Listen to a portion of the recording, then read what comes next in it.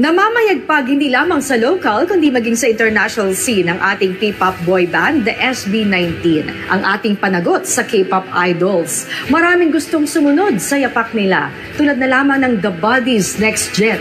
Kilalanin natin sila sa ulat ni Naomi Tiburcio, On Assignment. I want some, I get some, no later. Hindi na uso ang papayag lang, nananahimik lang ganon. Kilala ang mga Pilipino sa pagiging talentado, mapakanta o sayaw o sabay man. Tiyak na hindi magpapatalo. Kaya naman hindi nakakagulat kung marami ang nabubuong girl and boy groups ngayon sa bansa. At nagsigaw ng mga kababayan natin, P-pop Rise.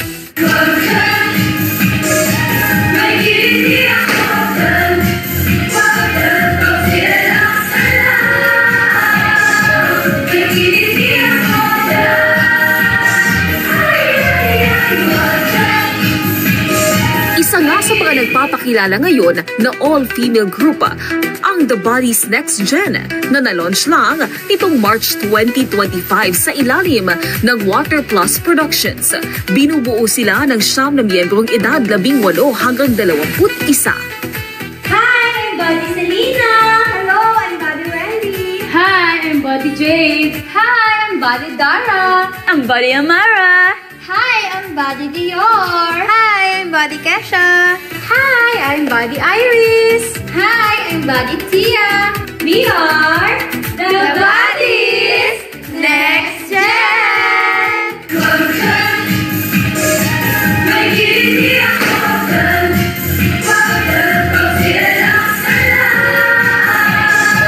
Yung songs po namin, hindi lang po siya all about the genre pop.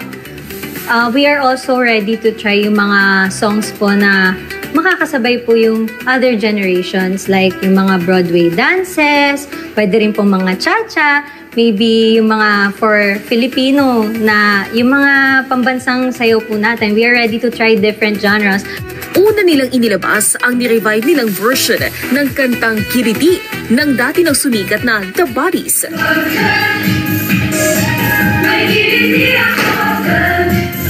Pero kung nakilala ang original The Buddies bilang sexy girl group na may catchy songs, may nilinaw naman ang grupong The Buddies Next Gen. Mostly po natatanong po ito sa amin, we are sexy but wholesome. Meaning po, hindi lang po kami sexy, hindi lang po kami sumasayaw. We are also, for other generations, we have different talents. We can showcase our talents, not just by being sexy. Yung pagiging sexy po namin, inisip po namin, it's one of our fortes eh. I mean, one of our assets. So, for us po, hindi po siya actually negative. Hindi naman po kami naapektuhan. Kasi, although sexy po, magaganda naman po yung songs na pinakikita po namin and yung mga talents po namin, for sure, magugustuhan po ng mga tao. May kanya-kanya rin silang journey stories na bit-bit na anilay nagpapakiliti sa kanilang fans. Gaya na lang ni Buddy Dior na na-discover lang habang nagtitinda. At first po, nagtitinda lang po ako nun sa store namin. Then nakita po ako ng manager ko na si Tita Jamie, and sabi niya po sa akin kung gusto ko daw po mag-audition dito sa Buddies Next Gen. And then sabi ko yes po. Natulog lang po ako ng isang gabi nun, and then pumunta na po ako dito para mag-audition sa ng Diyos na natanggap po ako. Itinuturing naman ni Buddy Kesha ang kanyang karanasan bilang pinaka-naiiba sa lahat ng mga miyembro. Kung ang karamihan daw kasi sa kanila ay nagsimula at dinala ng kanilang handler, siya naman ay naengganyo ng kanyang kaibigan na si Selena na mag-audition. Selena and I, we've been friends for way back pa po dahil sa TikTok, since nagti-TikTok po siya and nagti-TikTok din po ako. Doon po kami nagkakilala and sa dancing po. One day, she messaged me po on my Facebook account. Tinanong niya po ako if interested daw po ba akong mag-audition, since it's an opportunity na minsan lang mabibigay sa isang tao. And hindi po ako nag-hesitate that time. Doon po nag-start yung journey ko na maging Buddies Next Gen. Natatangi rin ang ganda ng bawat isa sa kanila, kaya marami ang nagtatanong kung may iba ba silang lahi bukod sa pagiging Pinoy. At ang kakaibang kwento riyan, ang isa nilang miyembro na si Buddy Amara ay may hindi lang isa, hindi lang dalawa, kundi 5 lahi. Ako po ay may lahing, of course, Filipino po, Japanese, Chinese, Norwegian, and Castilla po. Habang sina Buddy Dara naman ay half Filipino and half German. At si Buddy Tia ay isang Filipino-Japanese.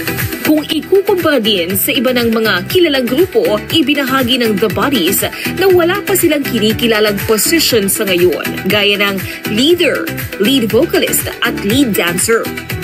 Pero nang tanungin naman kung sino ang kanilang iniidolo, proud naman nilang sinabi ang grupong Bini! Bini po talaga. at fan din daw sila ng SB19. Bukod po sa pagkanta, their talents, the way they make people happy by performing, talaga pong gusto po naming ma-achieve yun. Bilang isang fan din po, na-inspire po kami sa kanila. Sa ngayon, patuloy pa rin ang kanilang pagdaan sa mga training kada weekends. Lalo't may nakamba rin silang mga song release at projects ngayong taon. Gaya na lang ng kantang Paasa ngayong Mayo. Puro ka na lang paasa, Mr. Paasa. Anilay, isang sakripisyo, lalo na't lahat sila ay kasalukuyan pa rin nag-aaral.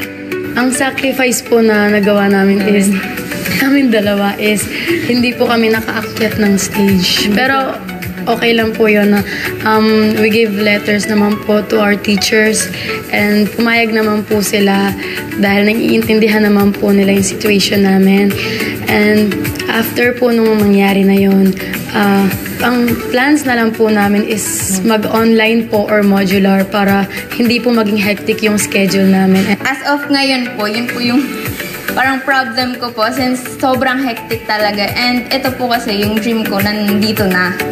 Kumbaga, i-pursue ko na lang po. So, binabala ko po na mag-online na lang, online class, in order to be more focused po dito sa training namin. Kailangan mo po talagang pumili kasi I believe na hindi talaga kayang makuha yung dalawang gusto mo and at the same time, yun. Kwento nga rin ng grupo, si Buddy Kesha ang maituturing na pinaka-academically inclined sa kanilang lahat, lalo't ang unique sa kanya, itinuturing niyang stress reliever ang pag-aaral. Yes po, ako po. I'm part of scholarship program po sa Lyceum of the Philippines, University Cavite po. And I'm a tourism student, which I really love. Kaya po, yung pag-aaral po, ginagawa ko po siyang stress reliever. Kaya nabibirdohan din po sila sa akin minsan. Pero para po sa akin, dun po ako nakakahanap ng peace of mind. So, patunay na sa pag-abot ng pangarap, hindi mawawala ang sakripisyo, maliit man o malaki. Isang hamon para sa isang nangangarap, umaasa na sa mga susunod na taon ay may mararating ang bawat pawis at panahong kanilang ginugugol sa mahabang panahon.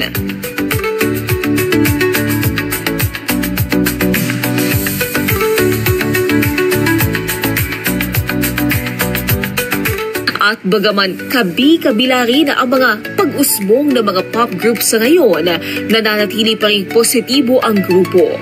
Of course, there will be more competition and it may give us more pressure, but at the same time, to be able to inspire other people to do the same as well is actually heartwarming po. To be able to see other people motivated po na to challenge themselves, to see them thrive, and to be the inspiration po para sa kanila. Nakaka-honor po talaga siya. So, ina-encourage din po namin ang ibang tao na gawin din po nila yung best po nila to achieve their dreams po. Katunayan, pinaghahandaan rin nila ngayon ang kanilang projects. We'll be having a show at Viva Cafe on May 31 at 9 p.m. At of course, meron po kaming launch sa Okada, May 17 po. Abangan niyo po kami dyan. Isa lang ang The Body's Next Gen sa bilang ng mga sing and dance group sa Pilipinas. Layong ipakita hindi lang ang kanilang talento kundi maging ang kanilang kwento sa libo-libong tagapanood. Susunod sa On Assignment.